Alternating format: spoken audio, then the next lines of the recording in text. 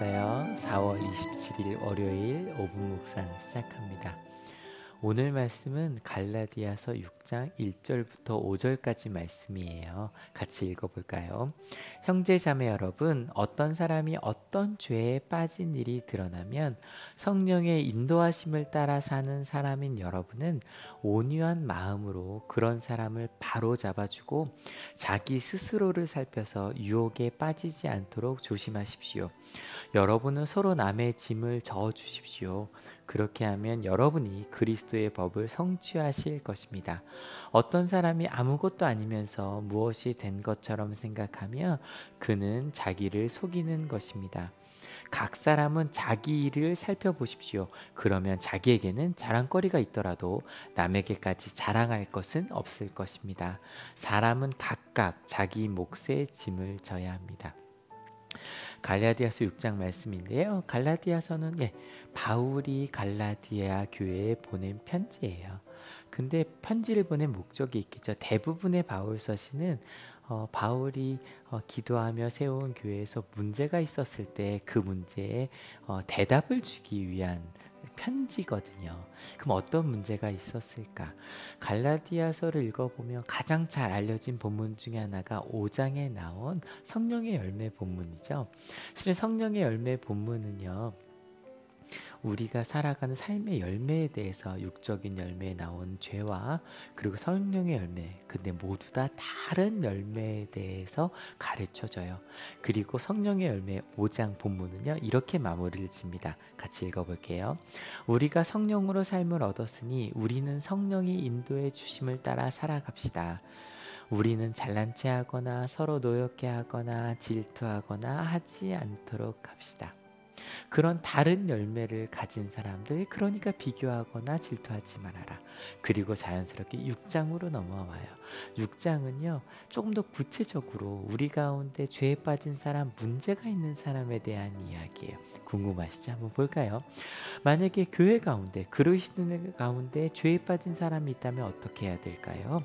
1절 읽어볼게요. 형제자매 여러분, 어떤 사람이 죄에 빠진 일이 드러나면, 근데 여러분 그 죄는요, 하마르티아 관역을 벗어난 그런 좀 철학적인 단어라기보다 실제로 그 옆으로 미끄러짐, 실수, 근데 실수만 얘기하진 않아요. 계획적인 범죄, 과오, 그러니까 좀 더 구체적인 죄죠. 실제로 문제가 있는 거예요. 어떻게 해야 될까요? 같이 읽어봅니다. 성령의 인도하심을 따라 사는 사람인 여러분은 온유한 마음으로 그런 사람을 바로잡아주고 자기 스스로를 살펴서 유혹에 빠지지 않도록 조심하십시오. 절대로 그대로 내버려 두면 안 돼요. 잘못된 게 있는데 뭐 다 덕을 위해서 잘 되겠지, 그대로 두면 안 돼요. 바로 잡아줘야 돼요. 근데 어떻게 해요? 온유한 마음으로요. 왜요? 성령의 열매를 받은 인도하심을 따라 살아가는 사람이잖아요.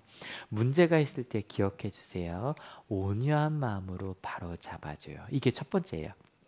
두 번째, 자기 스스로를 살펴요. 왜요? 유혹에 빠지지 않게. 우리도 똑같은 유혹에 빠질 수 있는 사람이니까. 근데 여러분, 이거 말은 쉬운데 어떻게 해야 될까요? 하나씩 볼까요? 첫 번째, 온유한 마음으로 바로잡아 주는 방법이에요. 여러분은 서로 남의 짐을 져 주십시오.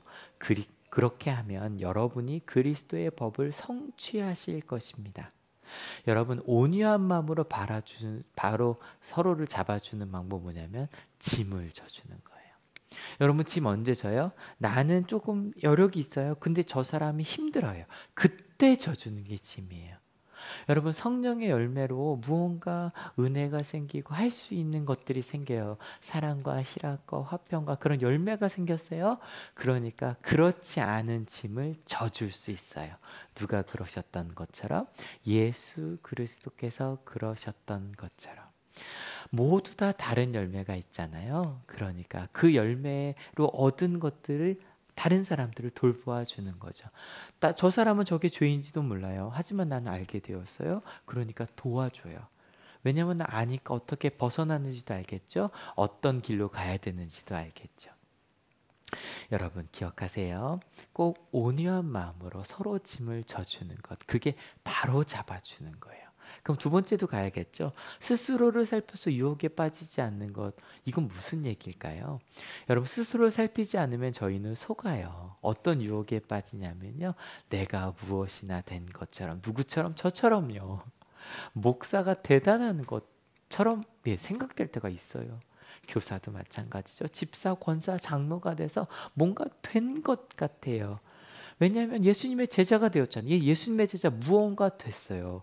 근데 예수님의 제자가 되었다는 건요. 같이 읽어볼까요? 각 사람은 자기 일을 살펴보십시오. 그러면 자기에게는 자랑거리가 있더라도 남에게까지 자랑할 것은 없을 것입니다. 예수님의 제자가 되어서 너무너무 자랑스러운 일이에요. 그런데 그건요, 감사할 일이죠. 하나님의 은혜에 감사할 일이에요. 하지만 다른 사람에게 자랑할 건 없어요. 왜요? 그거는 내가 잘한 게 아니잖아요. 하나님이 주신 은혜잖아요. 그래서 우리는 모두요, 사람은 각각 자기 몫의 짐을 져야 합니다. 5장에 성령의 열매, 각자에게 주신 열매를 맺자고 말하는 것에 이어서 서로 부족한 것들은 어떻게 하자? 짐을 져주자. 여러분, 바울이 꿈꾸는 공동체가 있어요. 주신 것을 나누는 공동체예요. 열매를 열고 서로 부족한 것은 채워주는. 오늘 말씀은요, 우리 공동체 가운데 죄에 빠지는 일이 있을 때 나를 포함해서죠, 어떻게 해라? 온유한 마음으로 서로 바로 잡아 주어라. 두 번째, 스스로를 살펴서 유혹에 빠지지 말아라. 여러분, 온유한 마음으로 바로잡아주는 방법 뭐였어요? 서로의 짐을 져주는 거예요. 내가 할 수 있으니까 할 수 있는 것들을 할 수 없는 사람에게 도와주며 방법도 알려주고 함께 해주고 힘을 줄 수 있잖아요. 스스로를 살피는 방법 뭐였어요? 내게 주신 것이 은혜임을 깨닫는 거예요. 감사하는 거예요. 오늘 이렇게 시작할 수 있겠죠? 내게 주신 것 감사해서 우리 짐을 져줍시다. 할 수 없는 이들을 도웁시다. 내 힘을 전해줍시다. 두 번째, 내게 주신 이 은혜들은 하나님이 주신 것을 잊지 맙시다. 감사하고 감사하며, 감사하면요, 이 감사를 다른 사람도 누렸으면 좋겠어요. 각자 짐을 져주며 살겠죠. 이러한 오늘 하루, 이번 한 주 되겠지요. 같이 기도하시겠습니다. 하나님, 내게 주신 이 열매들이 예수님의 제자가 되고요, 하나님의 자녀가 되었다는 이것이 얼마나 놀라운 일인지, 얼마나 큰 자랑거리인지 다시 한번 생각하게 하시니 감사합니다. 열매를 맺으며 살게 하셨습니다. 예수님을 알지 못했다면 얻을 수 없었던 그런 사랑과 희락과 화평과 그 모든 것들을 우리 가운데 가지며 조금씩 알게 되며 맺어가며 살게 하셨습니다.